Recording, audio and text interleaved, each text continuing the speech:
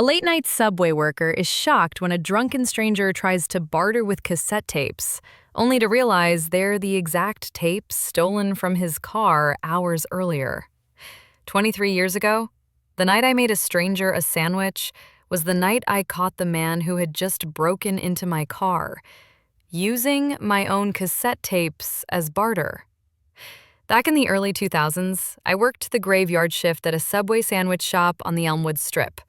From midnight to 4 a.m., I was the solitary sandwich artist, slinging footlongs to the nocturnal crowd. This strip, flanked by rowdy college bars on one end and a county hospital for the mentally ill on the other, was always alive with a strange brew of chaos and mystery.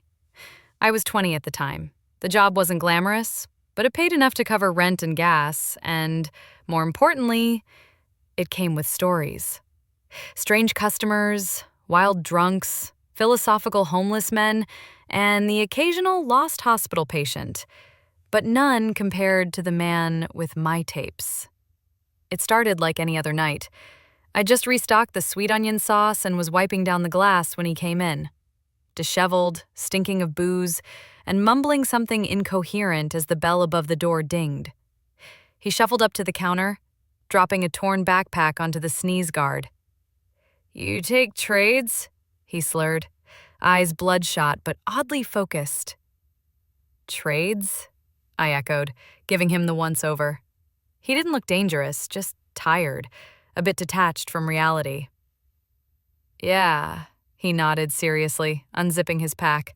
"Look, I got music. Good music. Vintage. You like Clapton?" I watched as he started pulling out cassette tapes. Not just any tapes, familiar ones. Tattered J-cards with handwriting I knew like my own, because it was mine. "Eric Clapton, History," he recited, as though presenting treasure.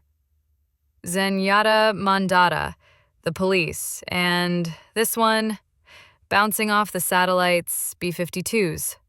Rare stuff, man. What can I get for all three?" Time froze. I stared at the tapes. My brain went numb for a second, then sparked back to life. Those tapes had been in the glove box of my beat-up Corolla.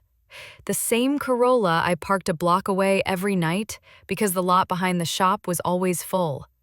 The same Corolla I noticed this very evening had a busted window. This guy broke into my car. "Where did you get these?" I asked slowly, trying to control my voice. "Traded 'em," he said, avoiding eye contact. "Man on the corner. Said he got more at home." Lie. "You said you liked Clapton." He tried again, smiling hopefully.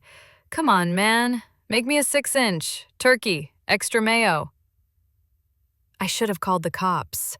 I should have locked the doors. But something stopped me. He thanked me and sat at the table in the corner, devouring the sandwich like he hadn't eaten in days. Probably hadn't. I picked up the phone behind the counter but didn't dial. My hand hovered. Then I saw something strange. As he dug through his backpack again, a piece of paper fell out. It fluttered to the ground, half hidden beneath the table leg. I walked over, pretending to mop, slid the paper toward me with my foot, and picked it up. It was a discharge sheet. From the hospital, dated that very morning. Name, William Donahue. Diagnosis, dissociative identity disorder. Notes, patient exhibits disorientation, memory loss, and episodes of identity confusion. Released under supervision. Contact social worker upon relapse symptoms. Donahue. That name rang a bell. I returned to the counter, adrenaline spiking. I suddenly remembered a story from the local paper months back. A man named William Donahue had gone missing after escaping a facility upstate, believed to be unstable, associated with several minor break-ins and suspected of involvement in a cold case robbery. Could it be the same guy? He finished eating and stood up, mumbling thanks. I handed back his tapes without saying a word.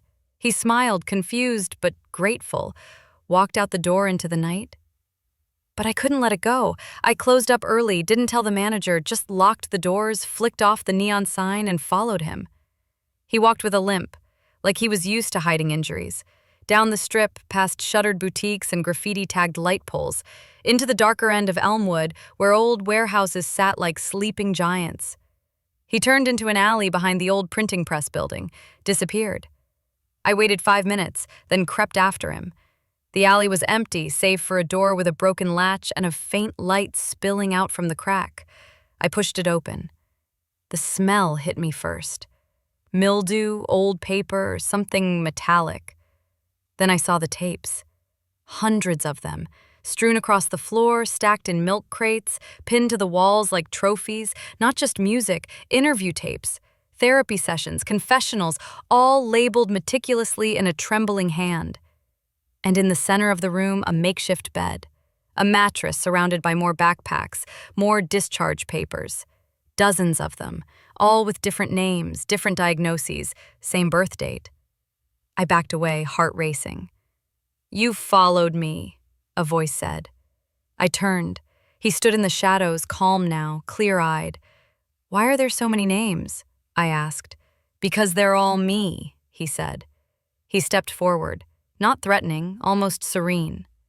"You remember your tapes," he said. "So do I. I remember all of them, every one I ever found, every one I ever lost." He picked up a tape marked Confession 17. "These are my stories, my pieces. I forget who I am sometimes. The hospital gives me names, but these," he gestured to the crates. "Why mine?" I asked. He shrugged. "Sometimes memories stick to things. I saw your tapes and felt something. I thought maybe they were mine." I slowly backed toward the door. "You going to call someone?" he asked. I didn't answer. He didn't stop me. I left. Called the hospital from a payphone, gave them the name, the location. 2 days later, I checked the warehouse. Empty. Like no one had ever been there. I kept the tapes he left behind. One in particular. A plain black cassette labeled Me. One day, curiosity won. I played it. It wasn't music. It wasn't therapy. It was him, saying a name, over and over. My name. "You're me," he said. "You're the one who remembers." The recorder clicked off. I haven't slept right since.